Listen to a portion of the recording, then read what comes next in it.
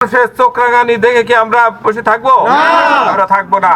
কোথাকার কিডা কি কথা বলেছে। উনি তো একবার এমপি হয়েছিলেন বিনা ভোটে হয় নাই।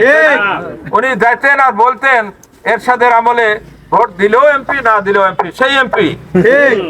সেই এমপির আর কি থাকতে পারে? জেলা পরিষদের ওই রকম বিনা এমপিতে হয়েছে। যেই ক্ষমতা গেল টিন চোরের দায়ে তাকে আসামি হতে হলো।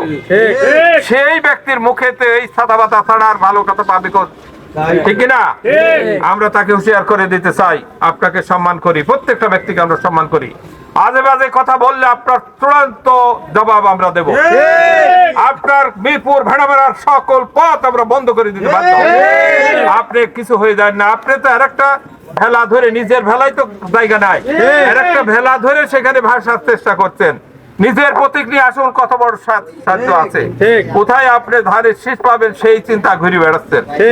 নিজের তো ক্ষমতা নেই। দল তো ওই ট্যাক্সি মার্কা, হেল্পার, ড্রাইভার আর সুপারভাইজার।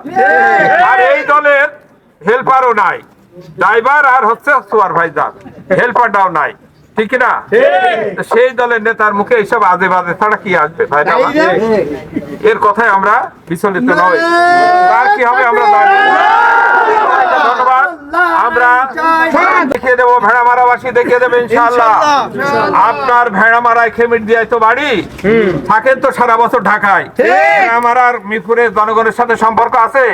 কোন একদিন কি পান করে আসেন, কি পানি খেয়ে আসছিলেন জানিনি।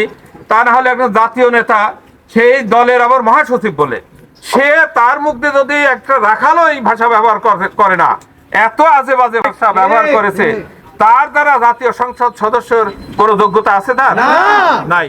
আমরা এই কথাই আমরা পরোয়া করি না। আপনাদের সবাইকে আমি উদাত্ত আহ্বান জানাই, আমাদের কাজ অব্যাহত থাকবে। এটা বদরের ময়দান, আমাদের সবকিছু নিয়োগ করে আমরা এই ময়দানে টিকে থাকবো। আমাদের তৌফিক দান করুন। আসসালামু আলাইকুম ওয়া রাহমাতুল্লাহ।